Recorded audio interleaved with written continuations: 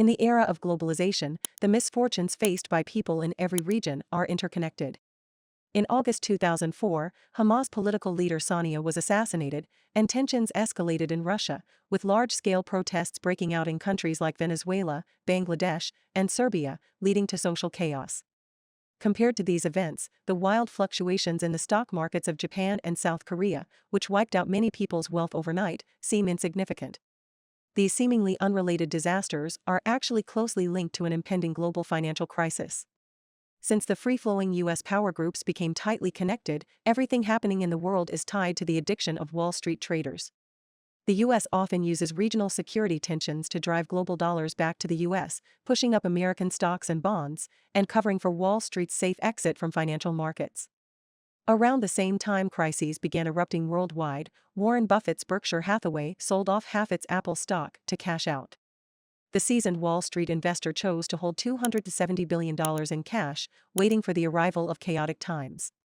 However, the Buffets of the world don't get away without paying a price. Every time they cash out, their share of the wealth increases, leaving less wealth in society, yet the demand for returns remains high. This means that in the future, they will have to extract even more wealth from a smaller pool, turning this into an unsustainable game. Signs indicate that economic rules and market logic, once considered common sense, are starting to fail. We are about to enter the post-dollar era. On August 5, 2004, after the stock market closed, a fund manager at the Osaka Stock Exchange slumped over his desk, exhausted. He had not rested for hours, nervously watching his computer screen and calming panicked clients. Despite 15 years of experience, he couldn't explain what was happening to the Japanese stock market. The last time Japan's stock market saw such a steep drop in a single day was in 1987, which led to a lost 30 years for Japan's economy. In the past 3 decades, Japan has maintained ultra-low interest rates to fill the debt black hole left by the financial bubble, with the Bank of Japan printing unlimited amounts of money to cover government and corporate debts. With the yen freely convertible to the dollar, it became a special currency in the global financial system, often used for arbitrage. Wall Street traders could borrow yen at low interest rates, convert them to dollars to buy U.S. stocks and bonds, and profit from the difference. Buffett was among those who took advantage of this yen arbitrage, buying large amounts of Japanese stocks without using his own money by issuing yen-denominated bonds. Over the past 3 years, this kind of money for nothing investment strategy has earned Buffett $8 billion in the Japanese market. This arbitrage not only provided valuable buying power for U.S. stocks and bonds, but also helped boost the Japanese stock market.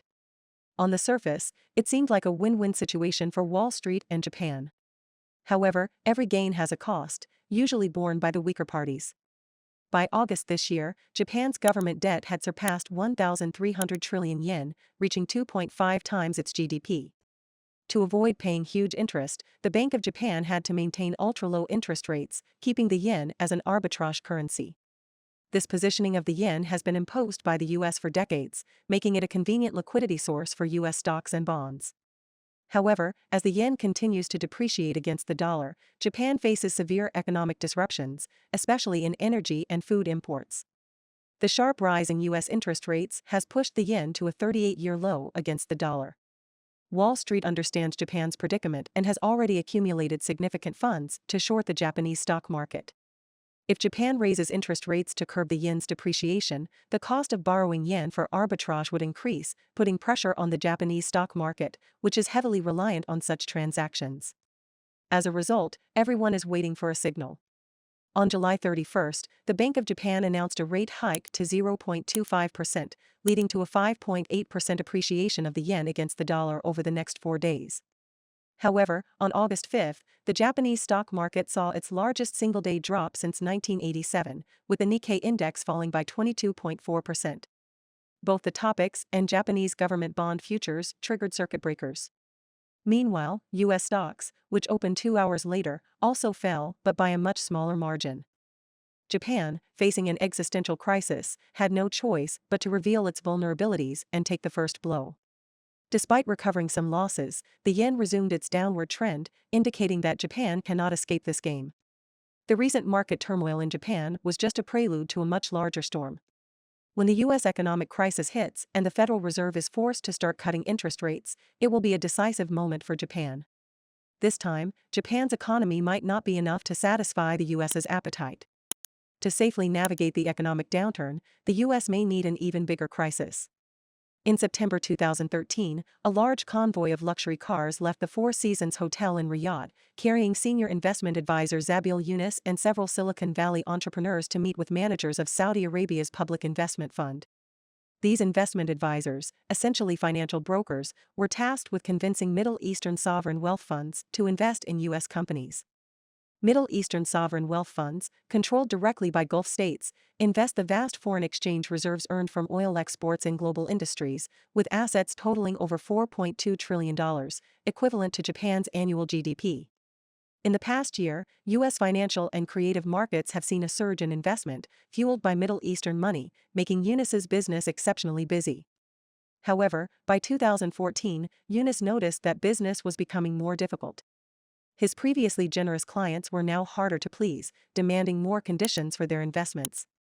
For example, the Saudi government wanted foreign companies they invested in to transfer technology or set up local industries in Saudi Arabia, or else they would withdraw their investments. But American tech companies struggled to meet these demands, as they were more focused on inflating their stock prices with grand visions rather than delivering practical products. One American tech startup, for instance, spent 14 years boasting about its immersive augmented reality technology, and by 2022, the Saudi sovereign fund became its largest shareholder. But within 2 years, it was revealed to be nothing more than a shell company producing nothing but PowerPoint presentations. The Saudi fund's shares quickly became worthless. Now, with stricter investment criteria and fewer projects willing to set up shop in the Middle East, U.S. firms are finding it harder to secure Middle Eastern dollars. Even more concerning for Wall Street, Middle Eastern investors are increasingly turning their attention eastward. In 2003, Gulf sovereign funds invested $2.3 billion directly in China, a 23-fold increase from the previous year. These funds now cover a wide range of industries, including smart manufacturing, new energy vehicles, and logistics. Chinese companies receiving these investments are also willing to invest in the Middle East, helping to diversify the local economy. To diversify their economies, Middle Eastern sovereign funds are now more inclined to invest in real industries rather than Western financial markets. But the U.S. sees this as a risky bet, with Middle Eastern investors hedging their bets. This trend has made Wall Street particularly uneasy. The Middle East, a region of wealth and conflict, is a hotspot for a reason. The U.S. has long used geopolitical tensions to drive Middle Eastern wealth into its own markets. However, with Western greed on the rise, Middle Eastern investors are becoming more cautious and indecisive. In late 2002, the West collectively abandoned the sanctity of private property rights, selling and confiscating the assets of Russian oligarchs without hesitation. The West showed no moral qualms, adjusting legal frameworks to suit their needs. This behavior deeply unsettled Middle Eastern investors. On July 9, it was reported that Saudi Arabia expressed dissatisfaction earlier this year with the G7's plans to confiscate about $300 billion in Russian assets. Now, with the worsening U.S. economic data and the Federal Reserve getting closer to cutting interest rates, tensions in the Middle East are rapidly escalating. On July 31, a building in Tehran was bombed, and Hamas leader Sania, attending Iran's new president's inauguration, was killed on the spot. On August 8, the U.S. State Department notified Congress of a $3.5 billion arms sale to Israel. 3 days later, U.S. Defense Secretary Austin ordered the deployment of the Abraham Lincoln Aircraft Carrier Battle Group and a cruise missile nuclear submarine to the Middle East. But unlike before, this time, Middle Eastern investors have more options than just fleeing to the U.S. For America, the situation is even more dire, as this economic crisis could surpass the scale of 2008. Without external funds to prop up the dollar, the entire dollar game could collapse. In September 2021, third-year Columbia Law School student Michelle Ritter arrived in Los Angeles' wealthy neighborhoods in a luxury car. 65-year-old former Google CEO Eric Schmidt introduced her to his 13-bedroom mansion. After a lively conversation, Schmidt promised Ritter a promising business opportunity. Soon after, a company called Steve Pallet Investment was established, with Ritter, who hadn't yet graduated, as CEO. In 2003, an investment wave swept across the U.S., with Schmidt, leveraging his tech industry leader status, handpicking a batch of promising AI startups. With billions in capital, Schmidt aimed to make Steve Pallet a rival to Blackstone. That same year, led by 7 major tech giants, the U.S. stock market saw historic gains, with the Nasdaq soaring 43% in a year. Nvidia's market value alone reached $3.3 trillion, surpassing the total market value of all listed companies in France. However, this prosperity only lasted a little over a year. By May 2004, Steve Pallett was on the brink of bankruptcy, with many of the AI companies it invested in proving to have no monetization ability. Schmidt, having grown tired of the affair, asked Ritter to move out of his mansion. The US AI investment craze, like Schmidt's passion for his mistress, was short-lived. More and more Wall Street billionaires are selling off their stocks at a rapid pace. In the past 6 months, Buffett's Berkshire Hathaway sold off 49.4% of its Apple stock, cashing out $450 billion. Nvidia's founder also sold high, cashing out $323 million in July alone.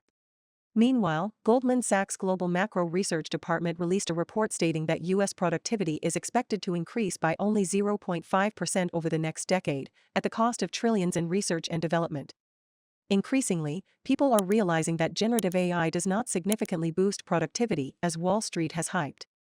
In this game of musical chairs, without capital willing to take on the risk at high prices, the enormous U.S. stock market bubble will leave countless people bankrupt. For the U.S., the real crisis goes beyond this. High returns on U.S. stocks and high interest rates on the dollar are the two key tools that attract global dollars back to the U.S.